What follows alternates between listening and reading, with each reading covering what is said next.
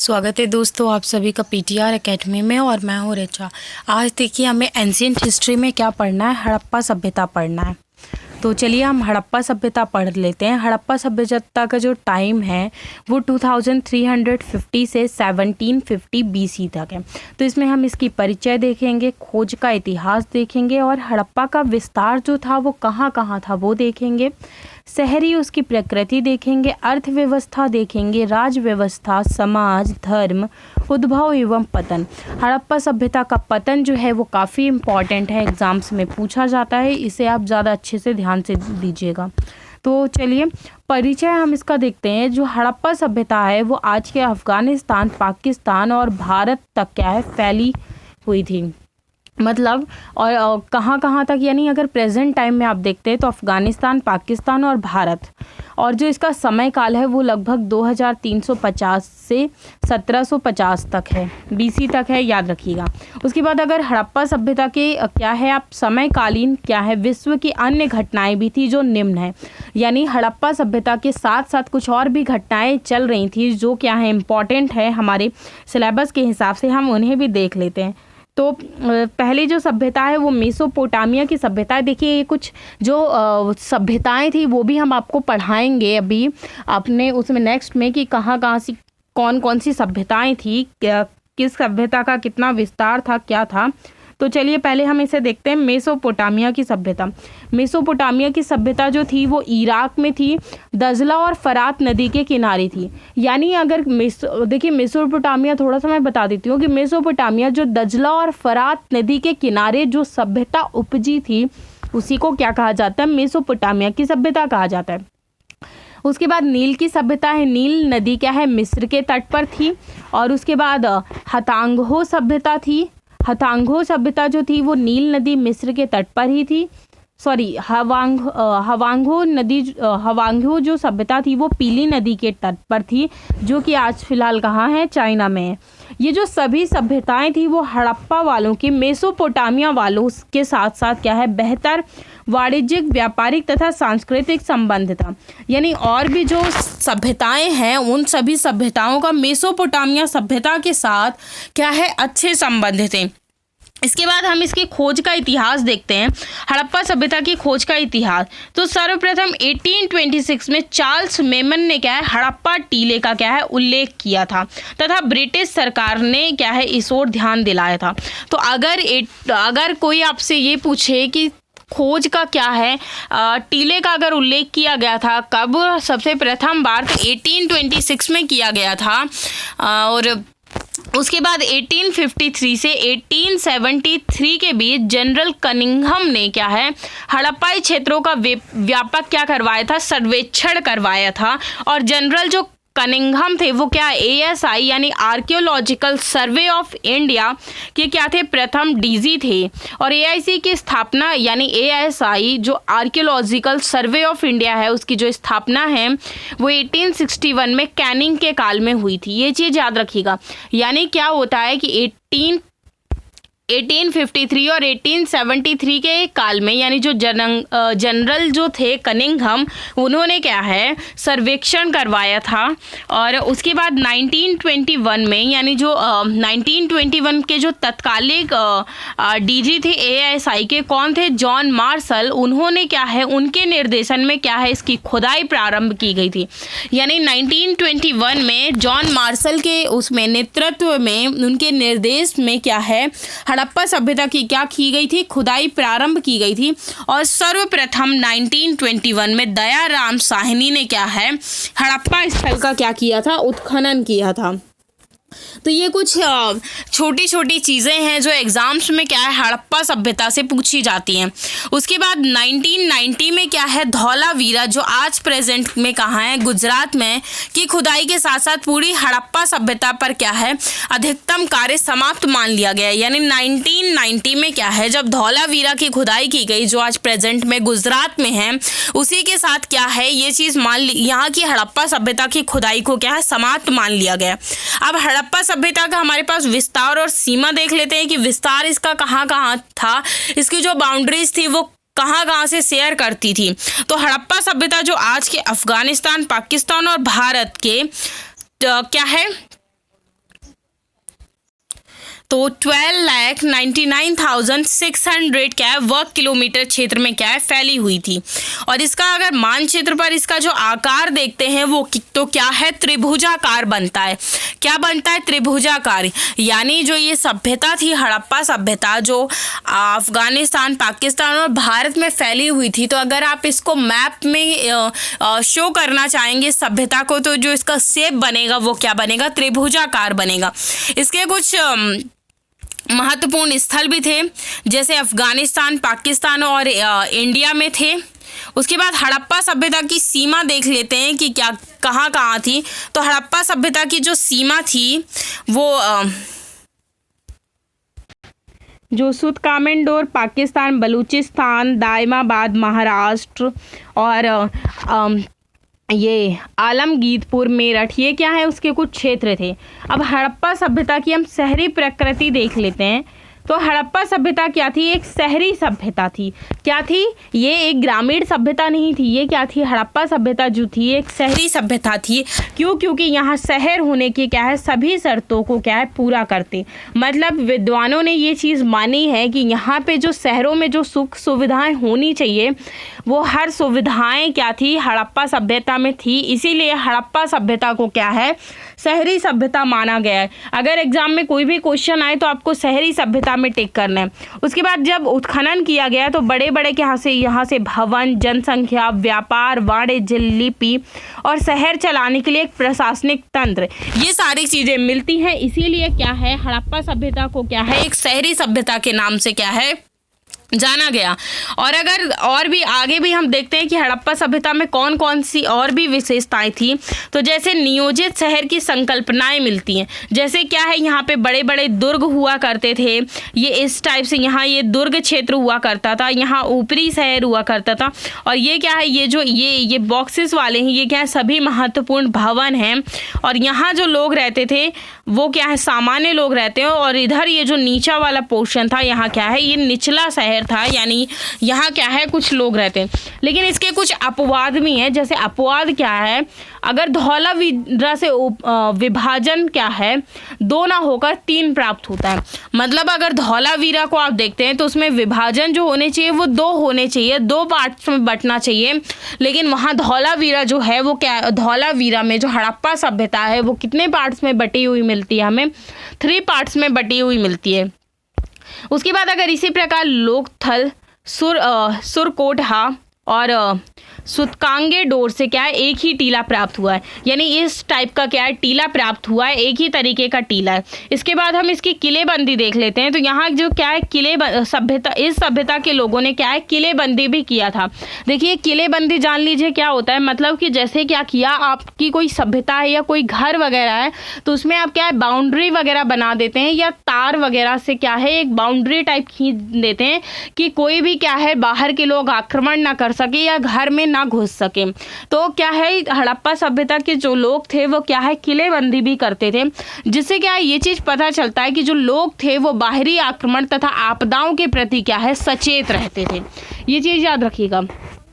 उसके बाद यहाँ की हड़प्पा सभ्यता की हम सड़कें देखते हैं। तो हड़प्पा सभ्यता में जो सड़कें हैं वो ग्रिड पैटर्न यानी शतरंज की भांति मिली हैं। तो हड़प्पा सभ्यता की जो सड़कें हैं वो किस पैटर्न की मिली है? ग्रिड पैटर्न की मिली है, जो क्या है एक दूसरे को समकोण पर काटती थी। और विश्व की किसी भी अन्य सभ्यता में इतने बेहतर नियोजित सड़क नहीं है। यानी कहीं भी आपको इतनी अच्छी जो सड़कें हैं वो क्या है आपको कहीं भी नहीं मिली। जैसे ये है, ये जो दीवारें हैं ये क्या है कच्ची ईंटों से बनाई गई थी।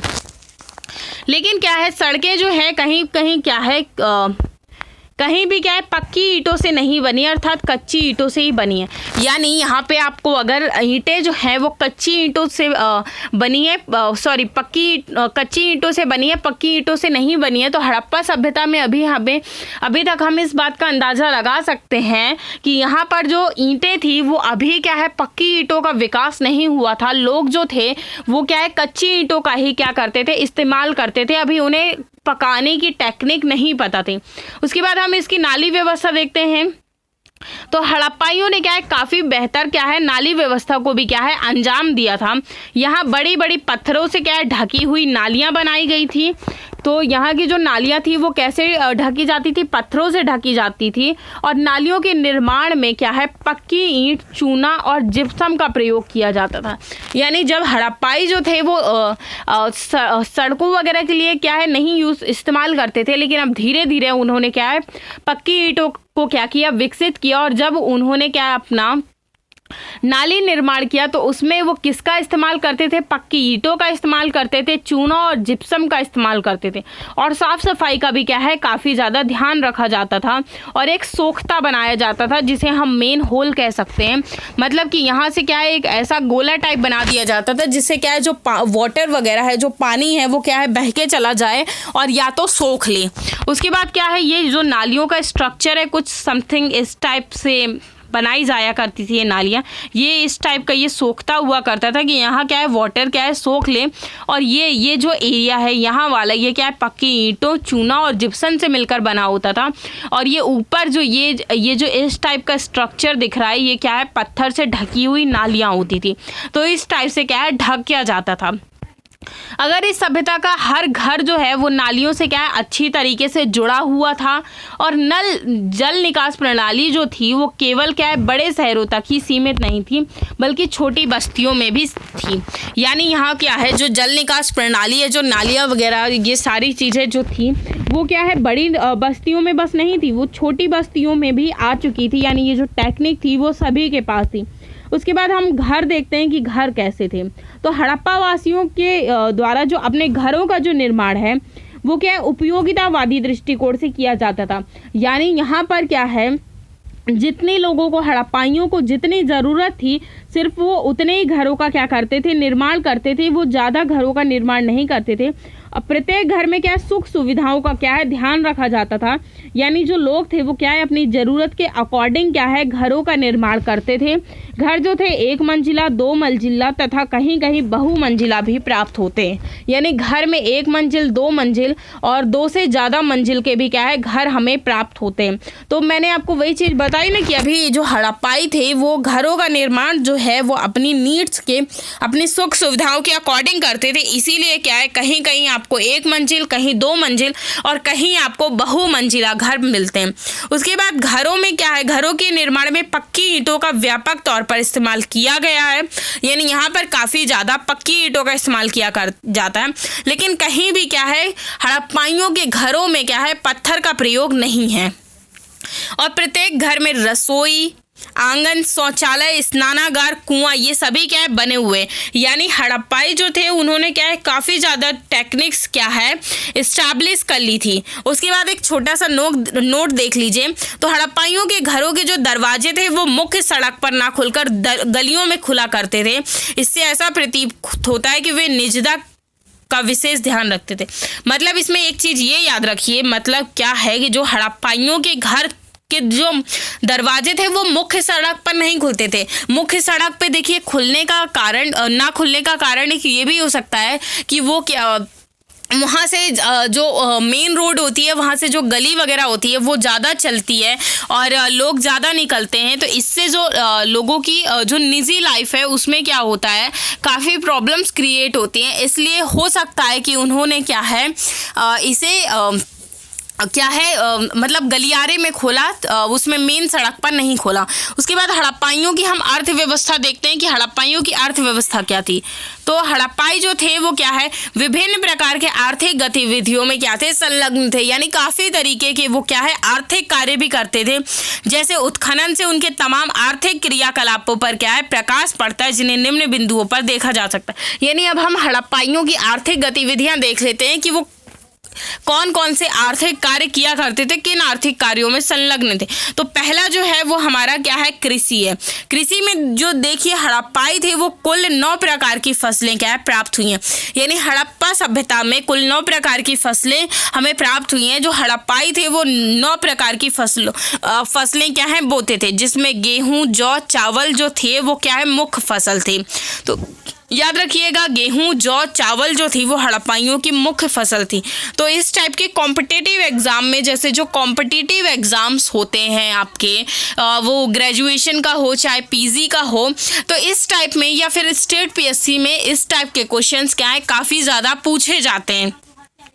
और यहाँ से क्या है, चावल के जो साक्ष्य हैं हमें हड़प्पा सभ्यता के, वो रंगपुर तथा लोथल गुजरात से क्या है प्राप्त हुए हैं।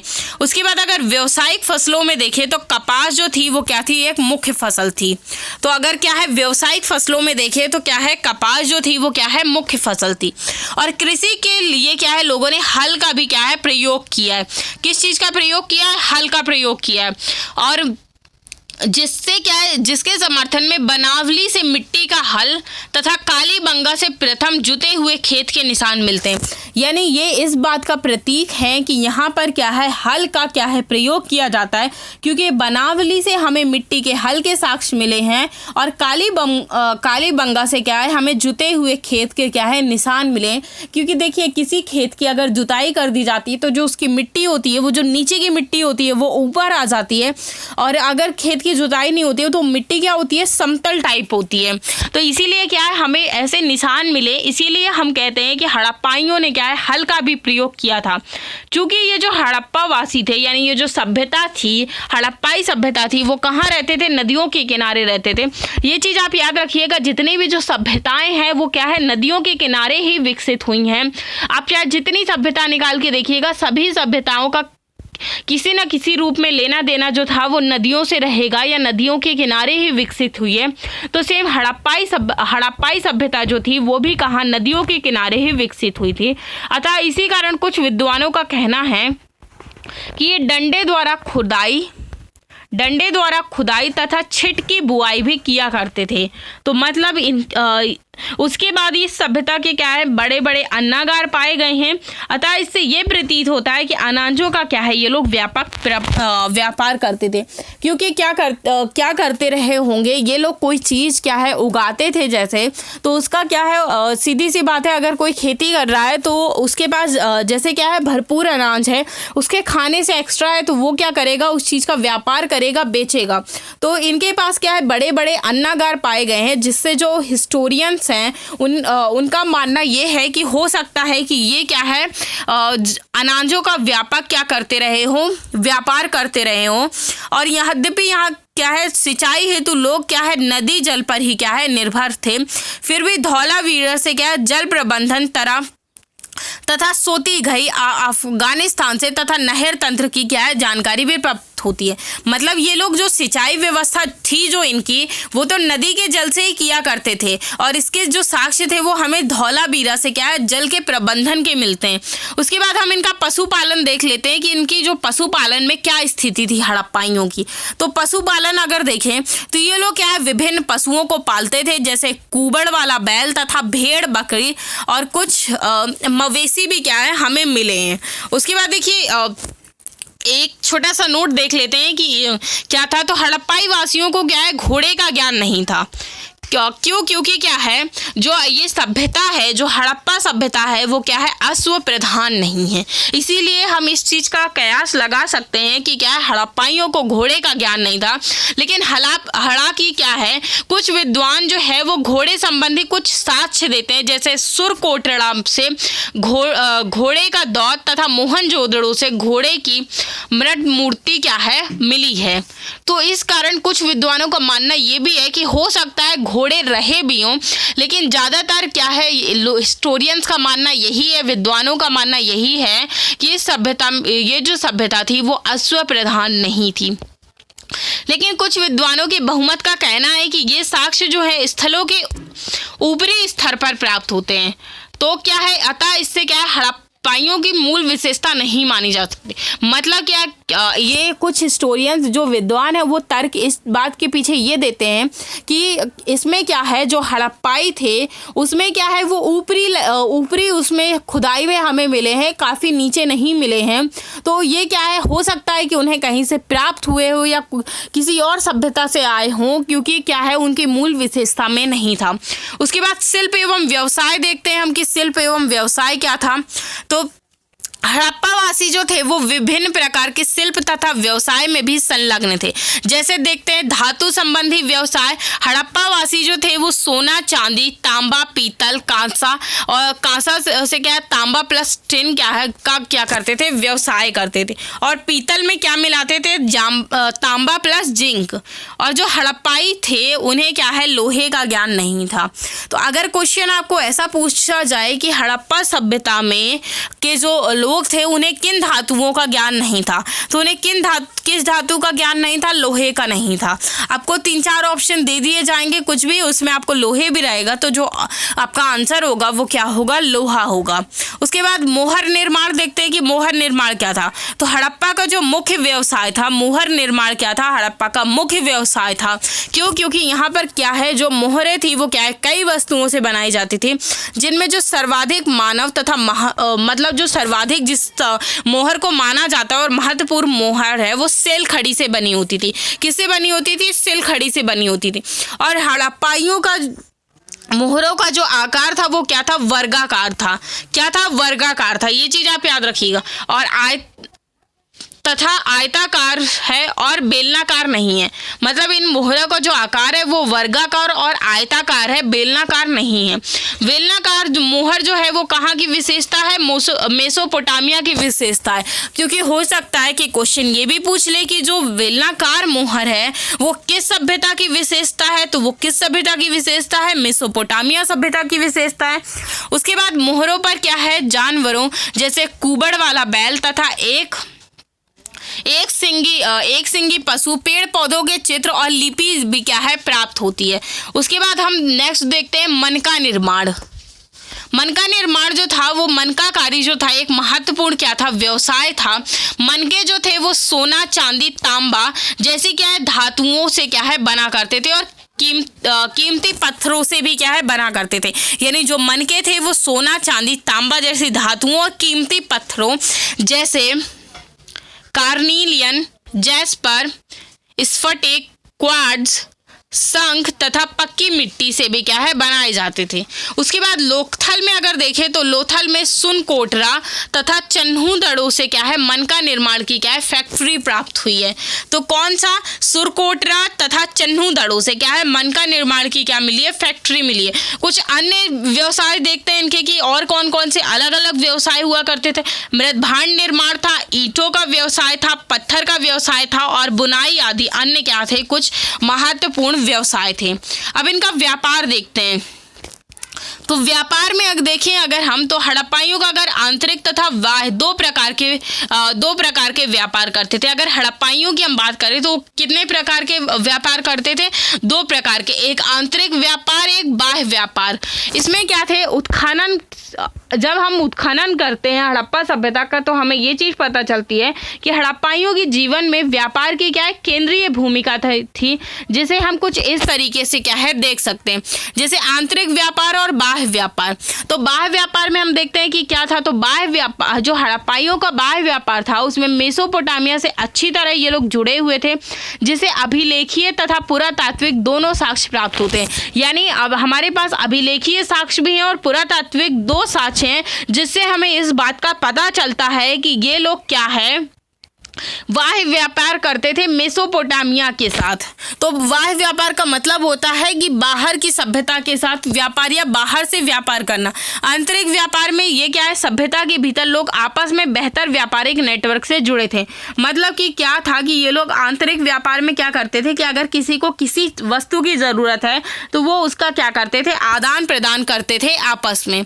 उसके बाद अगर इसे हम देखें, अगर हम इसके अभिलेखीय साक्ष्य और उत्खनन के साक्ष्य देखें वाह्य व्यापार में हमारे पास 2 साक्ष्य मिलते हैं, अभिलेखीय साक्ष्य मिलते हैं और उत्खनन के साक्ष्य मिलते हैं।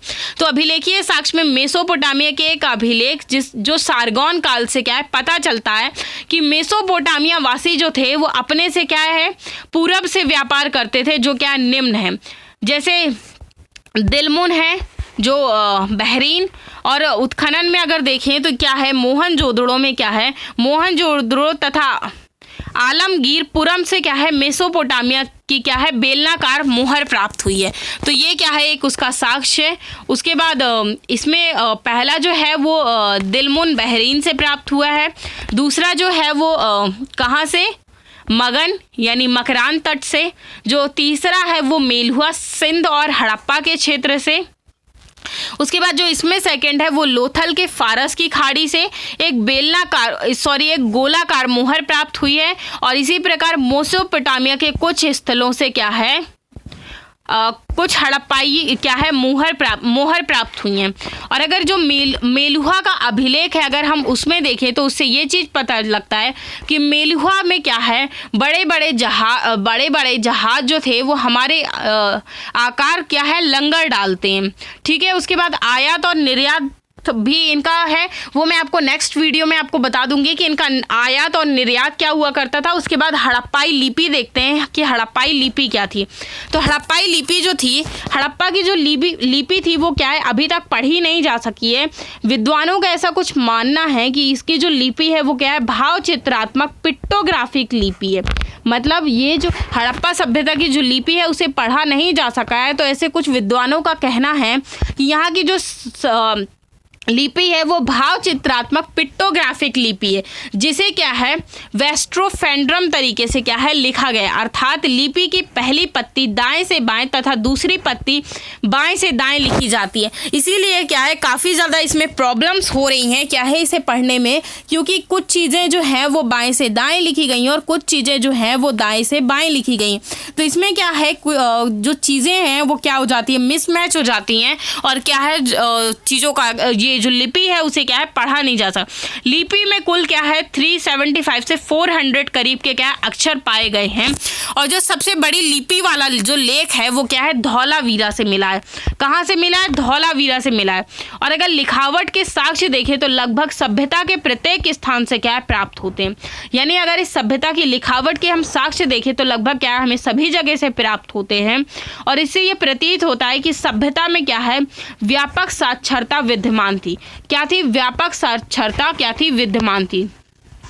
उसके बाद बाट तथा माप प्रणाली देखते हैं कि इनकी बाट और माप प्रणाली क्या थी। ये लोग कैसे मेजरमेंट करते थे चीज़ों का, कैसे कोई चीज़, जैसे ये लोग व्यापार वगैरह करते थे तो हमारे लिए ये जानना ज़रूरी है कि अगर ये लोग व्यापार करते थे तो चीज़ों का आदान प्रदान किस माध्यम से करते थे, ऐसे इनके पास कौन सा मेजरमेंट था जिससे चीज़ों को क्या है नापते तौलते थे। तो हड़प्पाई जो है वो मापने तथा तौलने के ज्ञान से क्या है परिचित थे। माप के लिए वे फुट तथा घन का प्रयोग करते थे। और लोथल से क्या है कांसे का एक स्केल प्राप्त हुआ है, जिससे हमें क्या है इस बात की पुष्टि होती है। और सभ्यता के क्या है विभिन्न स्थानों से क्या है विभिन्न बाट तथा बटखरे प्राप्त हुए हैं। इनके जो बाट है वो 16/6 के क्रम में थे, जैसे 2, 4, 8, 16, 32, 64। अर्थात बाटों के जो निचले मान है वो दंड द्वि आधारी तथा ऊपरी मानदंड दशमलव प्रणाली का क्या है अनुसरण कर बना है। मतलब यहाँ पर क्या है ये जो बाट थे वो क्या है द्वि आधारी थे और क्या थे दशमलव प्रणाली से क्या है बने हुए थे। ये चीज़ आप याद रखिएगा। उसके बाद अगर हड़प्पाइयों का सबसे अगर महत्वपूर्ण आप विशेषता देखते हैं तो वो उनकी ये थी कि पूरे सभ्यता में बांट तथा माप क्या है एक रूपता है, जो ये चीज़ बताता है कि अर्थव्यवस्था में आपस में क्या है एक महत्वपूर्ण विश्वास से क्या है ये लोग एकीकृत थे। ये चीज़ याद रखिएगा। मतलब ये लोग क्या है एक साथ मिलजुल कर कार्य करते थे और इनके जो बाट या जो इनके मेजरमेंट के जो इंस्ट्रूमेंट्स हैं वो क्या है लगभग एक ही तरीके के मिलते हैं। उसके बाद हम एक नोट देखते हैं हड़प्पाइयों में क्या है अगर विनिमय का माध्यम जो है वो वस्तु विनिमय प्रणाली क्या है माना जाता है, मुद्रा नहीं। मतलब इसमें क्या है वस्तु का अगर विनिमय का अगर आप माध्यम देखते हैं तो वस्तु विनिमय प्रणाली माना जाता है, जबकि मुद्रा नहीं माना जाता।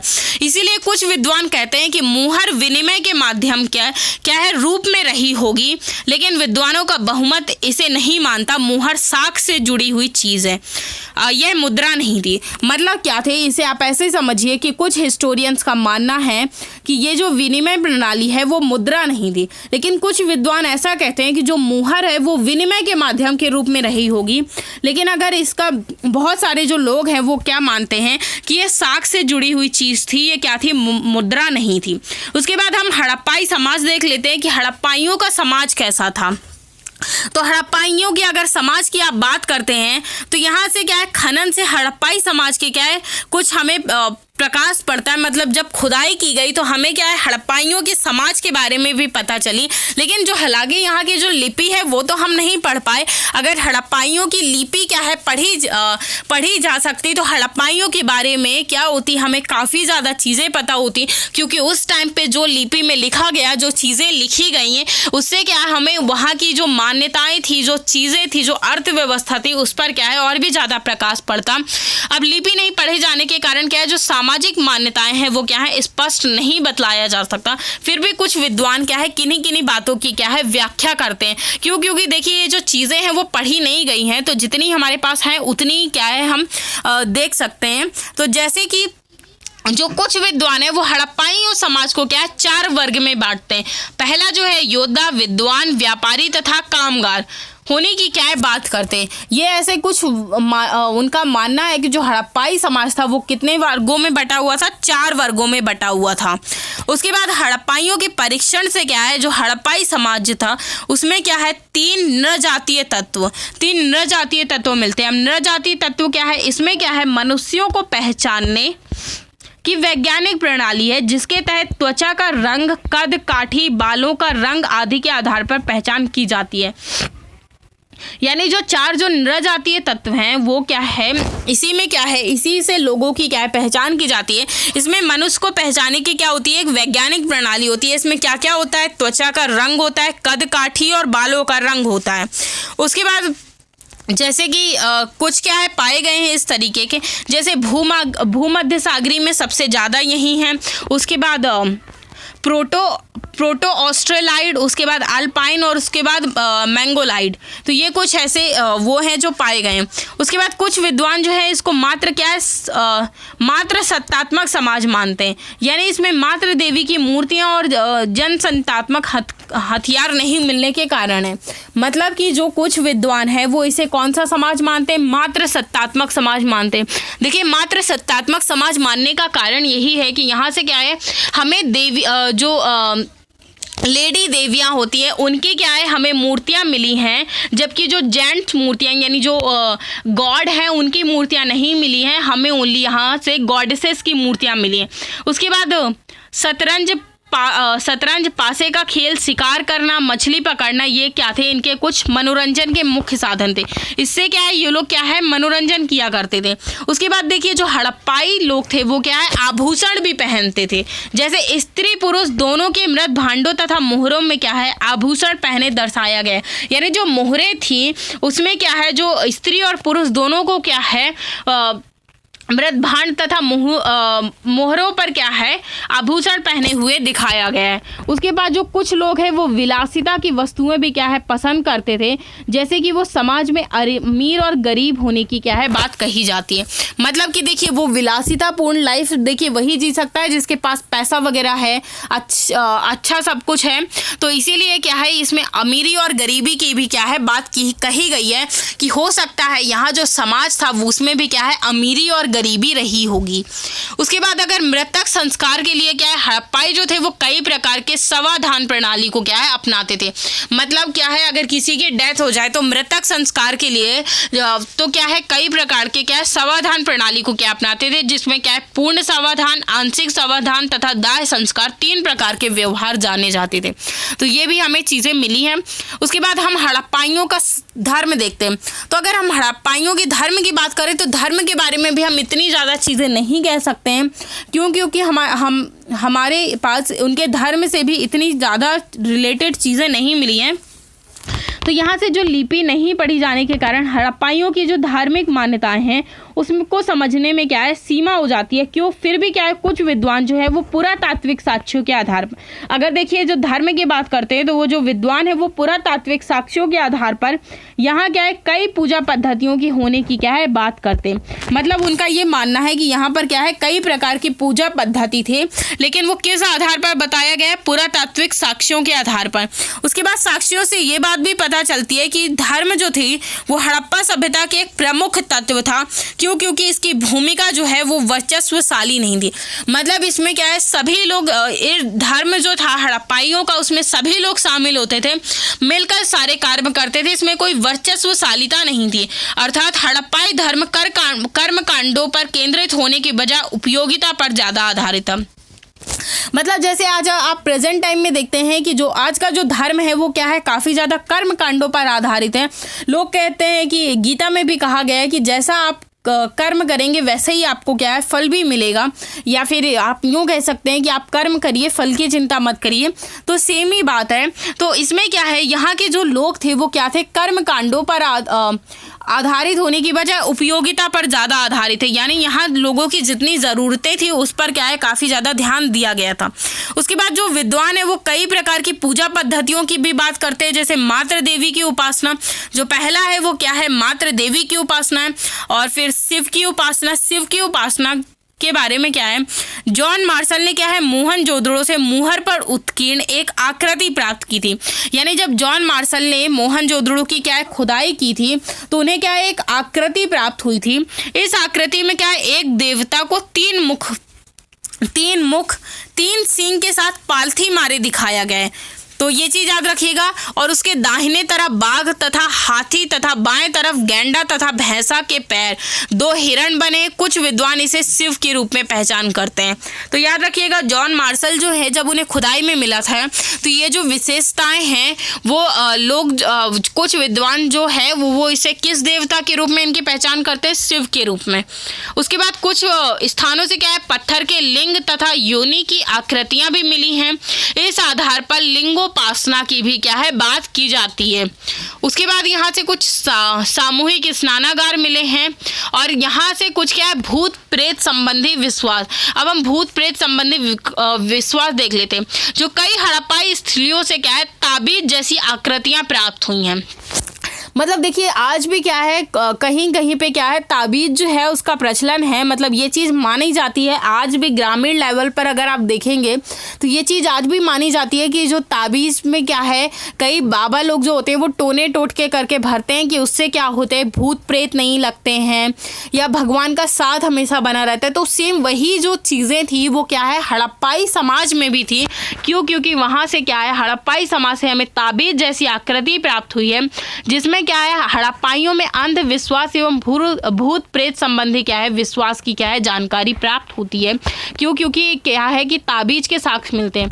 उसके बाद पूजा के अन्य प्रकारों में पशुओं की पूजा, एक कुबड़ वाला बैल तथा एक श्रृंगी पशु जिसे वृक्ष पूजा, पीपल तथा सर्प नाग पूजा आदि को भी क्या है, जानकारी प्राप्त होती है। ये भी कुछ है चीज़ें हैं जो यहाँ से क्या है, प्राप्त होती है। उसके बाद जो हड़प्पा सभ्यता में क्या है, मंदिर नहीं पाया गया है। यानी हड़प्पा सभ्यता में पूजा की बात कही गई है लेकिन क्या है, मंदिर नहीं पाया गया है। अतः ऐसा प्रतीत होता है कि हड़प्पाइयों के जीवन में क्या है, मंदिर की क्या है, केंद्रीय भूमिका नहीं थी। जबकि समकालीन मेसोपोटामिया की सभ्यता में मंदिर तथा पुजारी वर्ग केंद्रीय तथा वर्चस्वशाली भूमिका में थे। तो ये चीज़ आप याद रखिए। मतलब इसमें ये कही गई है कि जो हड़प्पा सभ्यता की समकालीन सभ्यता मेसोपोटामिया सभ्यता मानी जाती है, उसमें मंदिर और पुजारी वर्ग की क्या है, बात की गई है। पुजारी वर्ग का बोलबाला था, लेकिन हड़प्पा सभ्यता में क्या है, मंदिर नहीं पाया गया है। उसके बाद हम इसकी राजनीति देखते हैं। तो राजनीति में क्या है, लिपि जो है वो पढ़ी नहीं जाने के कारण क्या है, राजनीति में भी क्या है, हमें स्पष्ट रूप से क्या है, चीज़ों का पता नहीं चलता। लेकिन क्या है, कई विद्वानों ने क्या है, कई प्रणालियों की बात की है। मतलब कई विद्वान हैं जो अलग अलग प्रणालियों की बात करते हैं, जैसे जनतांत्रिक, हंटर प्रणाली, प्रतिनिधिक मूलक व्यवस्था मैके ने कहा है। जनतांत्रिक जो है वो हंटर ने कहा है, प्रतिनिधिक मूलक व्यवस्था मैके ने कहा है। पुरोहितों का शासन एस पिगट, इनका कहना है कि क्या है, मोहनजोदड़ो तथा हड़प्पा सभ्यता की जुड़वा राजधानियां थी, ऐसा उनका कहना है। उसके बाद व्यापारियों का शासन, ये क्या है, सबसे लोकप्रिय मत है।